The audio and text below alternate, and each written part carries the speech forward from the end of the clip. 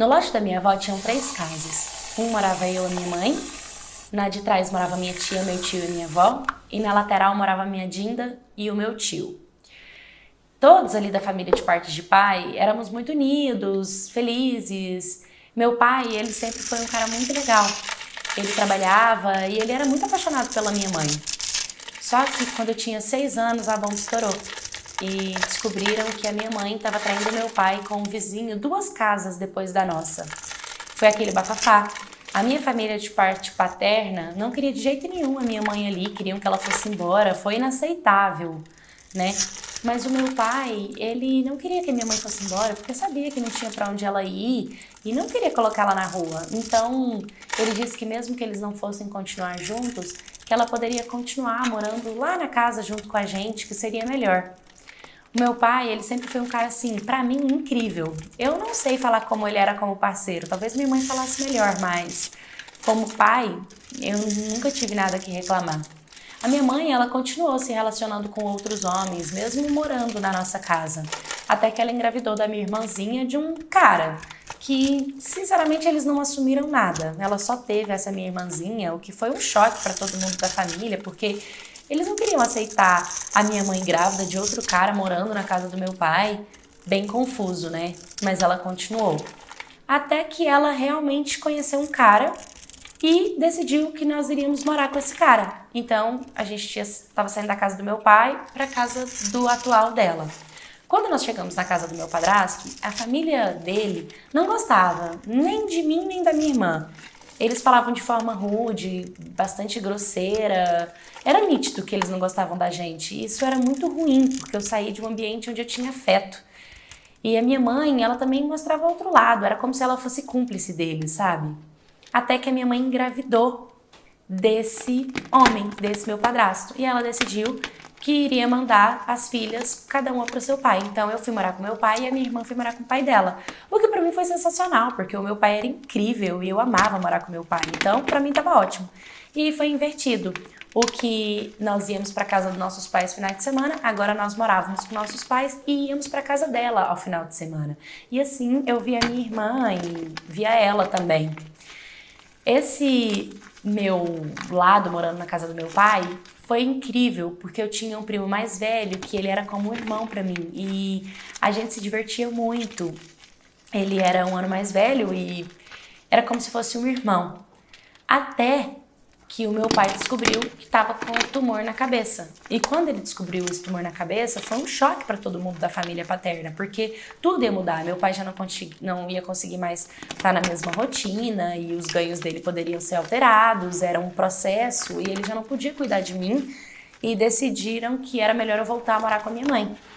O que aconteceu foi que eu fui morar com ela.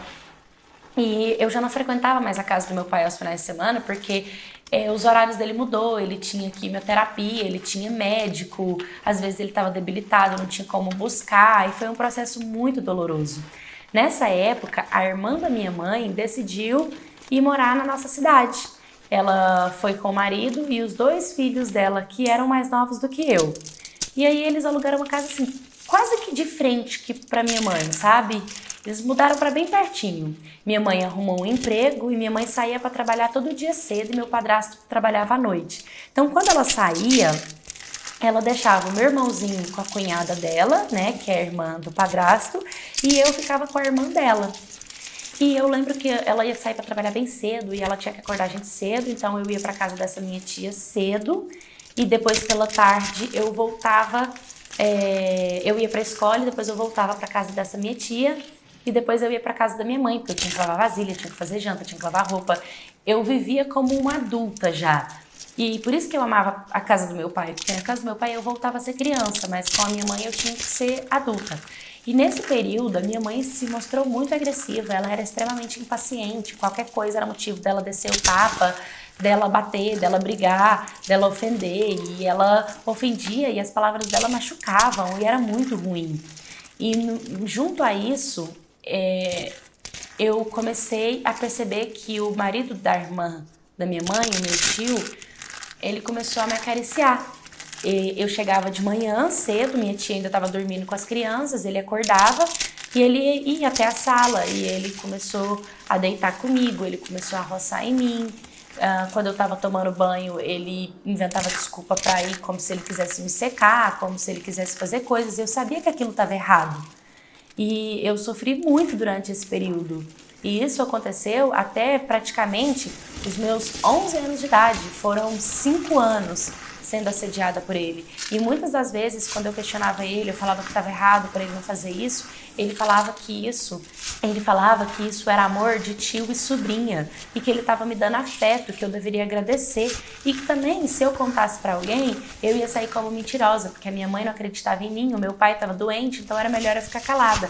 E isso era muito doloroso para mim, eu saber que eu não tinha com quem contar naquele momento, eu não podia deixar o meu pai pior do que ele estava, não queria piorar o quadro dele. A minha mãe era extremamente agressiva comigo e eu realmente não tinha com quem falar, com quem conversar, sabe? E foram assim por 5 anos da minha vida.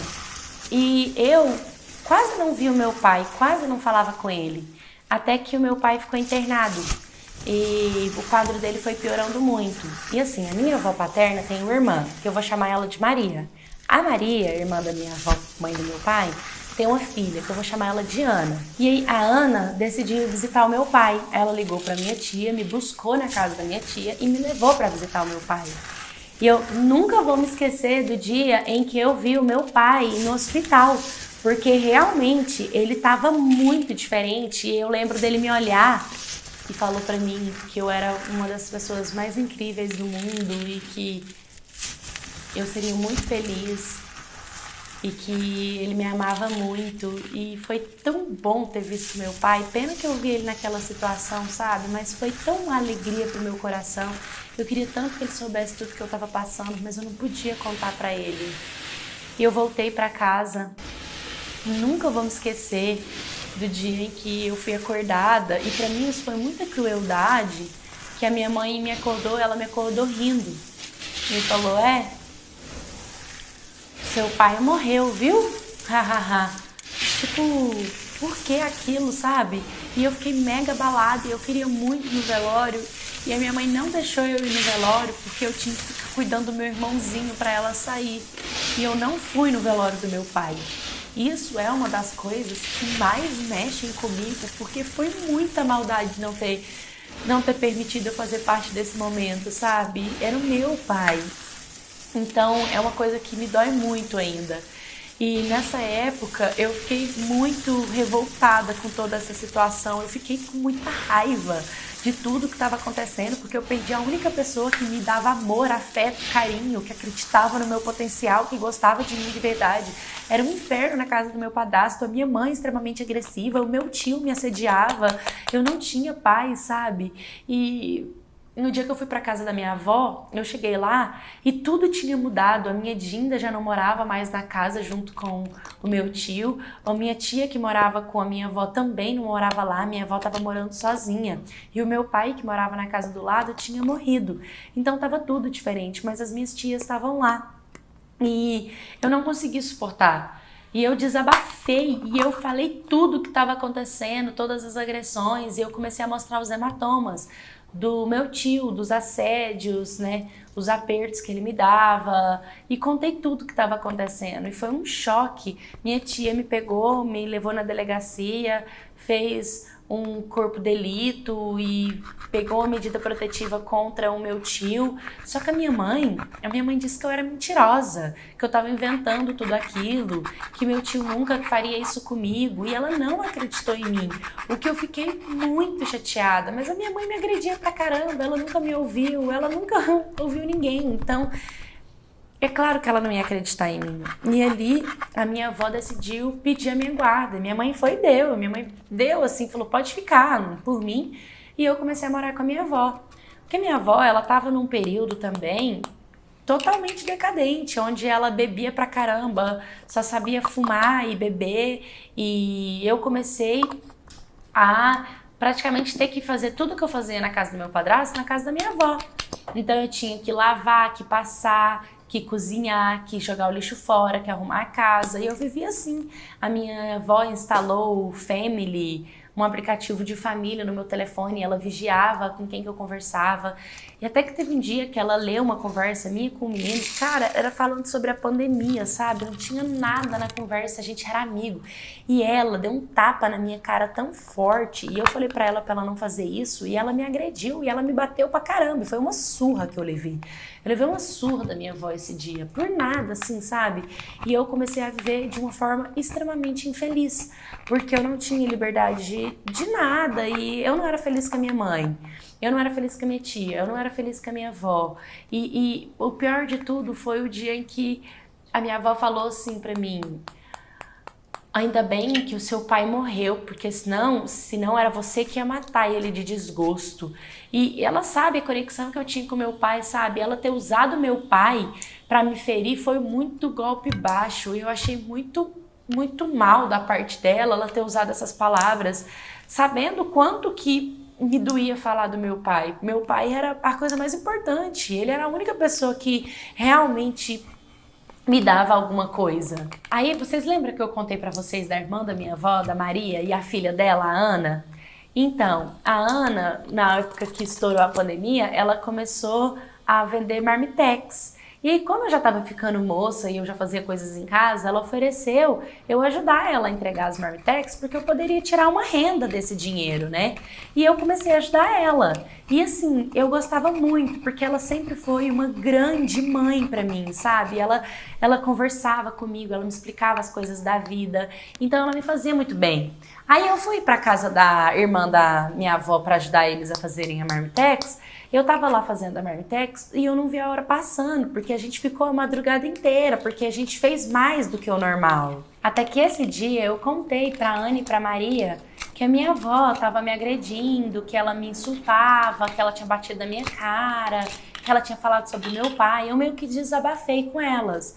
E elas ficaram incrédulas do que estava acontecendo e falaram: olha, por que você não filma? Tipo, tenta filmar ou tenta gravar a sua avó te agredindo ou algo do tipo, para você ter uma prova contra ela, para você lutar contra isso, porque realmente hoje em dia a justiça funciona à base de provas e tal. Aí eu falei: não, então tá bom então. E nesse dia específico da Marmitex, eu fiquei lá até muito tarde, porque a gente fez muitas Marmitex e eu me perdi no horário. Quando eu cheguei na casa da minha avó, ela tava muito brava comigo.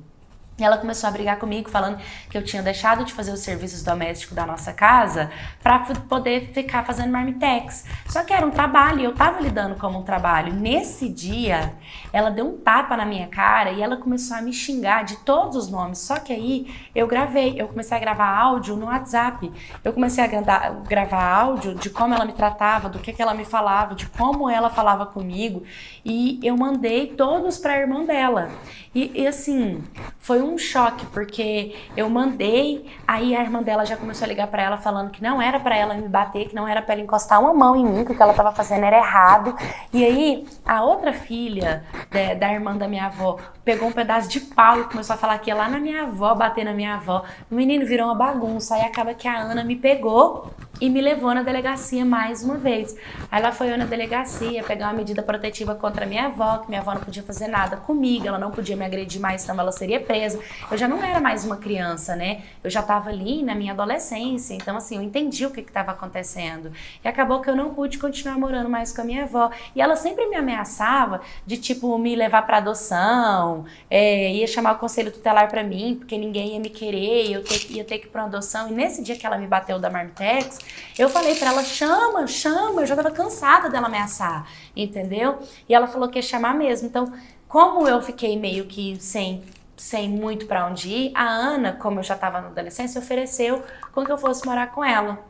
Bom, atualmente eu moro junto com a Ana, na casa dela, e assim, é diferente, porque ela e o marido dela na casa de cima, e na casa de baixo é a mãe dela, que virou a minha avó, que é a Maria, né? E tem muitos quartos na casa dela. Então, os filhos da Ana cresceram, cada um foi pro seu rumo e um quarto ficou para mim. Então, eu moro numa casa onde o diálogo é a base, onde eu tenho meu quarto, onde eu ajudo elas com tudo que tiver que ajudar. Eu faço os serviços domésticos no maior prazer do mundo, porque é diferente, né? Aqui todo mundo se apoia, todo mundo se ajuda, todo mundo faz um pouco. Não é tudo só eu que faço. Todo mundo tem suas responsabilidades. E eu faço a maior questão, sabe? De ser útil, de fazer a minha parte, de trabalhar. A minha mãe, eu nunca mais conversei com a minha mãe e nem com os meus irmãos.